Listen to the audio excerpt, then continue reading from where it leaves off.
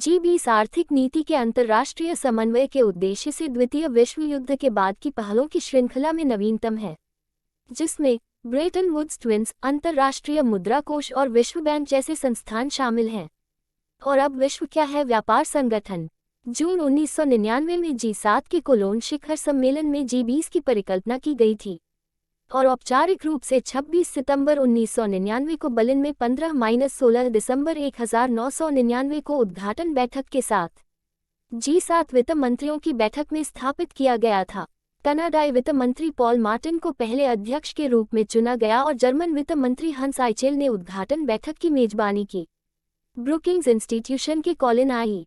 Bradford और Johannes F. लिन की 2004 की एक रिपोर्ट में कहा गया है कि समूह की स्थापना मुख्य रूप से G7 के समवर्ती अध्यक्ष आइचेल की पहल पर की गई थी।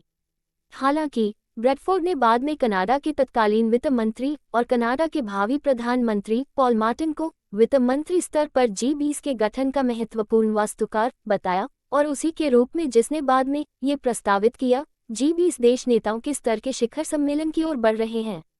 कनाडाई अकादमिक और पत्रकारिता स्रोतों ने भी G20 की पहचान मार्टिन और उनके अमेरिकी समकक्ष तत्कालीन ट्रेजरी सचिव लैरी समर्स द्वारा शुरू की गई एक परियोजना के रूप में की है।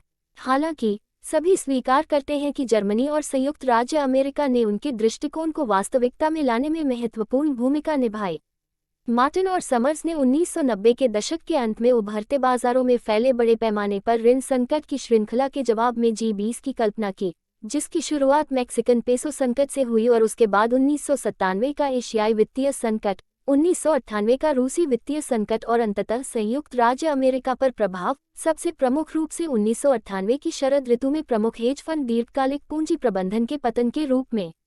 इससे उन्हें पता चला कि तेजी से वैश्वीकरण हो रही दुनिया में G7, G8 और ब्रेटन वुड्स प्रणाली वित्तीय स्थिरता प्रदान करने में असमर्थ होंगे और उन्होंने प्रमुख विश्व अर्थव्यवस्थाओं के एक नए व्यापक स्थायी समूह की कल्पना की जो इसे प्रदान करने में आवाज और नई जिम्मेदारियां देगा।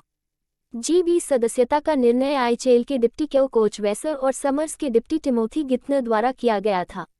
राजनीतिक अर्थशास्त्री रॉबर्ट वेड के अनुसार गेथनर और कोच वेसर देशों की सूची में ये कहते हुए नीचे चले गए, कनाडा अंदर, पुर्तगाल बाहर, दक्षिण अफ्रीका अंदर, नाइजीरिया और मिस्र बाहर इत्यादि। उन्होंने अपनी सूची अन्य G7 वित्त मंत्रालयों को भेजी और पहले को निमंत्रण भेजा, मीटिंग बाहर चली गई।